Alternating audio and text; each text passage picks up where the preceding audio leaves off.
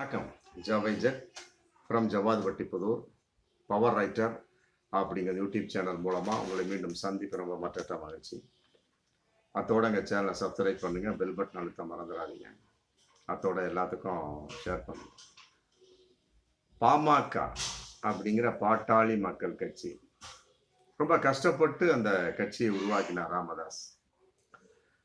பிறகு பல கோடி சொத்துக்கள் உருவானது, தொண்டர்களுடைய கூட்டம் ஏகப்பட்டது, நிறைய வெற்றிகள், பிறகு தோல்விகள். 2024 நாடாளுமன்ற தேர்தல் எதிர்பாராத ஒரு தோல்வி. அதற்கு தொண்டர்களின் பேச்சை கேட்காத ஒரு விஷயம் அப்படிங்கிறது அன்னைக்கு வெளிப்படையாக தெரிஞ்சது. இது சம்பந்தமா நாங்கள் 2-3 வீடியோ கூட போட்டிருக்கோம். பொதுவா ஒரு கட்சி அப்படின்னாலே தொண்டர்களுடைய பேச்சை கேட்கணும். செயற்குழு, பொதுக்குழு, மற்றபடி மாவட்ட குழுவுகள் சொல்லிட்டு ஏகப்பட்டது. கீழ் மட்டத்திலிருந்து மேல் மட்டம் வரைக்கும் எல்லாம் இருக்கிறாங்க. அவர்களெல்லாம் கூட்டி வச்சுக்கிட்டு அப்புறம் கடைசியில நான் எடுத்த முடிவு தான், நான் தான் முடிவு எடுப்பேன் அப்படின்னா அப்புறம் அவர்கள் எதற்கு? சீமானை போன்று அப்படி ஒரு சூழல் இன்னைக்கு அந்த கட்சியை உடைஞ்சிட்டு இருக்கு. எங்கு பார்த்தாலும் பிரிவுகள். அது மாதிரி பாமக அன்னைக்கு 2024 நாடாளுமன்ற தேர்தல் சம்பந்தப்பட்ட வகையில கூட்டணிக்கு, ஆமா, ராத்திரி வரைக்கும் அதிமுக கூட்டணி, காலையில விடிஞ்ச உடனே அது பாஜக கூட்டணியாக மாறிவிட்டது. காரணம் தன்னுடைய மேல் உள்ள ஒரு வழக்கின் வெளிப்பாடு. மற்றபடி ஒரு ஜெயிச்சுட்டோம் அப்படின்னம்னா ஒரு அமைச்சர் பதவி கிடைக்கும், ராஜ்யசபா பதவி கிடைச்சோம்னா மிகப்பெரிய ஒரு எதிர்பார்ப்பின் வெளிப்பாடு. யாரு? அன்புமணி ராமதாசனுடைய பையன் அன்புமணி ராமதாசனுடைய எதிர்பார்ப்பு. அதன் அடிப்படையில ராமதாஸ் ஐயாவும் ரொம்ப மனம் உவக்காமல் தான் அதை ஏத்துக்கிட்டாங்க. அது வெளிப்படையான உண்மை. இருந்தாலும் ஒரு தேர்தலுக்கும் ஒரு கூட்டணியா மாறிக்கிட்டே வருவார் ராமதாஸ். அது தொண்டர்களுக்கே பிடிக்காத ஒரு விஷயம். அதன் அடிப்படை 2024 மாறின வகையில பயங்கரமான அடி. காரணம் அன்புமணி ராமதாஸ் அப்படிங்கிறது மிகப்பெரிய ஒரு வருத்தத்துக்குரிய விஷயமாக அந்த கட்சிக்குள் பேசப்பட்ட ஒரு விஷயம்.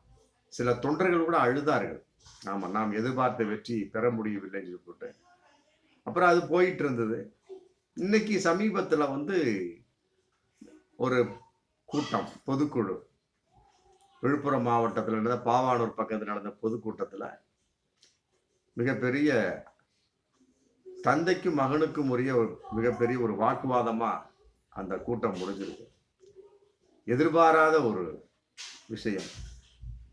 அதாவது ஒரு கட்சிக்குள்ள தொண்டர்களுடைய மதிப்பு இல்லை என்று சொன்னால், அதற்கும் குறிப்பாக வாரிசுகளுடைய ஒரு ஆதிக்கம் எந்த அளவுக்கு வளரவிட்டா அந்த கட்சியினுடைய நிறுவனருக்கே மதிப்பில்லாமல் போகும் அப்படிங்கிறதுக்கு பாமக ஒரு அப்பட்டமான ஒரு சாட்சி.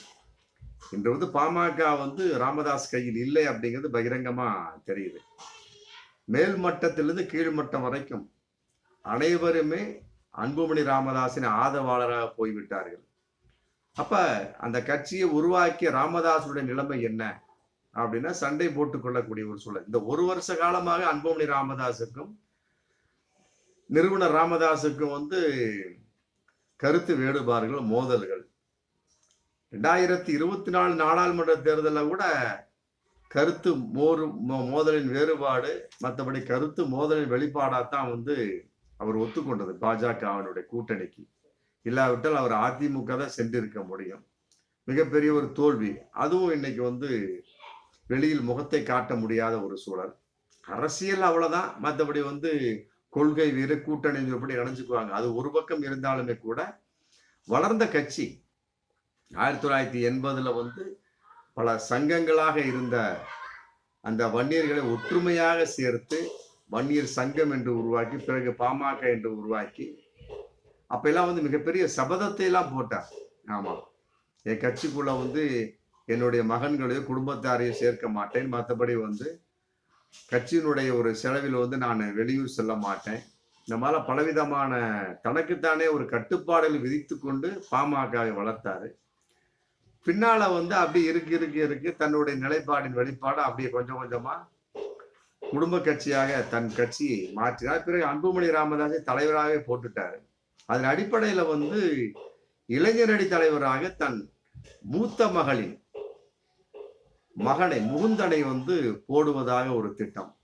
ஆமா, இதுக்கு முதல்ல அது கசிஞ்சிருச்சு. அது சம்பந்தமா கூட நாங்க வீடியோ போட்டிருப்போம். ஒரு 2-3 மாசத்துக்கு முன்னாலே அது கசிஞ்சிருச்சு.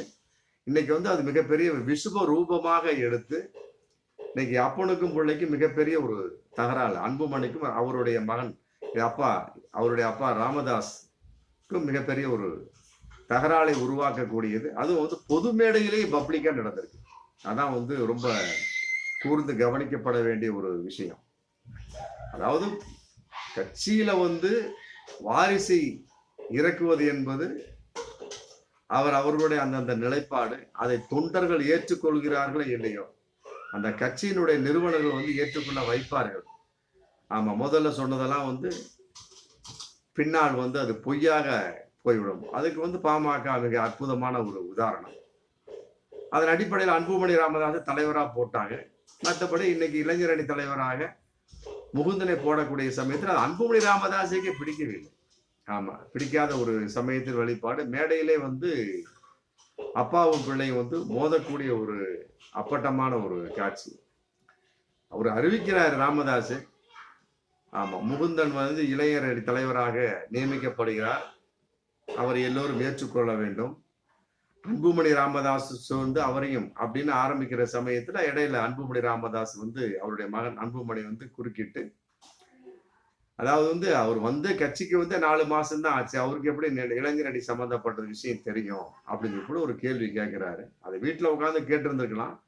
பப்ளிக்கா கேட்கக்கூடிய ஒரு சூழல் அன்னைக்கு உருவாகிறது காரணம் வந்து இருவருக்குமே வந்து கருத்து வேற்றுமைகள், இருவரும் மனம் விட்டு பேச முடியாத ஒரு சூழல். தைலாபுரத்துக்கு யாருமே போகக்கூடாதுங்கிறதுல அன்புமணி ராமதாஸ் ரொம்ப கண்டிப்பாக இருந்திருக்கிறார். யாராக இருந்தாலும் சரி, தீனர் ஆபீஸுக்கு வந்து பேசுங்க அப்படின்னா. இந்த மேடையில கூட ஆமா, பனையூர்ல ஒரு ஆபீஸ் இருக்கு. அந்த ஆபீஸ்ல வந்து யாராக இருந்தா இந்த தொண்டர்கள் சந்திக்காம சொல்லி போட்டு மைக்கு தூக்கி எறிஞ்சிட்டே போயிட்டார். அப்படி ஒரு முகத்தில் அடித்தால் போன்ற விஷயம். பிறகு ராமதாஸ் கிளம்பக்கூடிய ஒரு சமயத்துல அன்புமணி அந்த அவருக்கென்று ஒரு ஆதரவாளர்கள், அப்பாவுக்கு ஒரு ஆதரவாளர், பிள்ளைக்கு ஒரு ஆதரவாளர். பாருங்க கட்சி எந்த அளவுக்கு ஒரு இருவேறாக கூறு போட்ட ஒரு நிலைமை. அப்ப ராமதாஸை வந்து சுற்றி வளைத்து கொண்டு அன்புமணி சம்பந்தப்பட்டவங்க அந்த தொண்டர்கள் வந்து அவருக்கு எதிராகவே கோஷம் போட்டுக்கிறாங்க. ஆமா, ஏன்னு கேட்டா அந்த கூட்டத்துல சொல்லிட்டார் ராமதாஸ், கட்சியை விட்டு வெளியே போகிற மாதிரி சொல்லிட்டார். ஆமா, என்னுடைய கட்சி இது, என்னுடைய நிலைப்பாட நான் எடுப்பதான் முடிவு. ஆமா, ஒத்துக்கிற மாதிரி இருந்தா இருங்க, இல்லாட்டி கட்சியை விட்டு வெளியே போ அப்படின்ட்டார். முடிஞ்சு போச்சு. அது முகத்தில் அடிச்சார் போன்று ஒரு நிலைமை. அப்புறம் மைக்கை தூக்கி எறிஞ்சு போன சமயத்துல ராமதாசவே வந்து அன்புமணியினுடைய ஆதரவாளர்கள் ரவுண்டு கட்டிக்கிட்டாங்க. அப்புறம் அதையும் சமாதானப்படுத்தி ராமதாஸ் அமைச்சிருக்கிறாங்க. இன்னைக்கு வந்து சமாதான கொடி. ஆமா, தைலாபுரத்துக்கு வந்து அன்புமணி ராமதாஸ் போயிருக்கிறாரு. போன வகையில சமாதானம் வந்து இழுபறியாக முடிந்திருப்பதாக ஒரு தகவல். ஜி.கே. மணி மற்ற சோர்ஸோ எத்தனை ஒரு அங்க இருக்கக்கூடிய நிர்வாகிகள் எல்லாம் போய் சமாதானம் பண்ணியிருக்கிறாங்க. அது வந்து அவர் ஏற்றுக்கொண்டதாக தெரியவில்லை. வெளியே வந்து செய்தியாளர்கள் சம்பந்தப்பட்ட வகையில பேட்டி கொடுக்குற சமயத்துல வரக்கூடிய சித்ரா பௌர்ணமிக்கு வருஷம் மாநாடு போடுவோம், அது சம்பந்தமாகவும் மற்றபடி வந்து வேறு சில அரசியல் சம்பந்தமா நான் பேசிக்கொண்டோம் அப்படின்னு ஒரு மழுப்படா பதில் சொல்லியிருக்கிறார். பொதுவா இதன் அடிப்படையில இந்த சம்பவத்தை வைத்து நம்ம பார்க்கக்கூடிய சமயத்துல தொண்டர்களுக்கு தான் நம்ம ஒரு அறிவுரை சொல்ல முடியும். பாருங்க, அதாவது ஒரு கட்சின்னு ஒரு அரசியல் கட்சின்னு போகக்கூடிய சமயத்துல உங்களுடைய இளமை என்ன ஆகிறது? சீமானை பாருங்க, சீமான் கட்சி வகையில பாருங்க. பொண்டாட்டி தாலியை வச்சு நான் வந்து கட்சியை வளர்த்தேன், இன்னைக்கு வந்து சீமான் என்னை மதிக்கவில்லை அப்படிங்கிறார் ஒருத்தவர். இன்னொருத்தர் சொல்ல எனக்கு சொத்தே அழிஞ்சு போச்சு, அதன் அடிப்படையில வந்து நான் கட்சியை விட்டு விலகுகின்றேன், எங்களுடைய பேச்சை கேட்க மாட்டேங்கின்றேன் அப்படின்னு சொல்லிட்டு சீமான் சொல்லுவாங்க போட்டு அது ஒரு கும்பல். இப்படி ஒவ்வொன்றா போயிட்டாங்க சீமான்ல. அதன் அடிப்படையில பாமகவிலே பலவிதமான பிரச்சனைகள். தொண்டர்களை மதிக்காட்டா அப்படின்னு அப்படித்தான். அப்ப வந்து இதன் அடிப்படையில தொண்டர்கள் தான் உஷாராகும். ஆமா, தொண்டர்கள் வந்து ரொம்ப தன்னுடைய கருத்துல நிலைப்பாடாக இருக்கக்கூடிய சமயத்தை எந்த அளவுக்கு கட்சிக்காக செலவு பண்ண முடியும் அந்த அளவுக்கு செலவு பண்ணுங்க. செலவு பண்ணிட்டு மாட்டிக்காதீங்க. என்னதான் இருந்தாலுமே சரி, எப்படிப்பட்ட கட்சியாக இருந்தாலும் தேமுதிகவா இருக்கட்டும், மற்றபடி வந்து திமுகவா இருக்கட்டும், எல்லாமே வந்து அரசியலுடைய ஒரு விளைவு. அந்த வாரிசு கட்சியாகத்தான் இன்னைக்கு இருந்துட்டு இருக்காங்க. அதே உள்ள நுழைச்சிட்டு தான் இருக்கிறாங்க. தேமுதிக பொறுத்தவரை டக்குன்னு விஜயகாந்த் சீரியஸ் இறங்குறப்ப அந்த அம்மா வந்து பொதுச் செயலரா மாறிச்சு. இல்லைன்னா இன்னைக்கு தேமுதிக 2ஆம் 3ஆம் 4ஆம் அதிமுக மாதிரி உடைஞ்சிருக்கும்.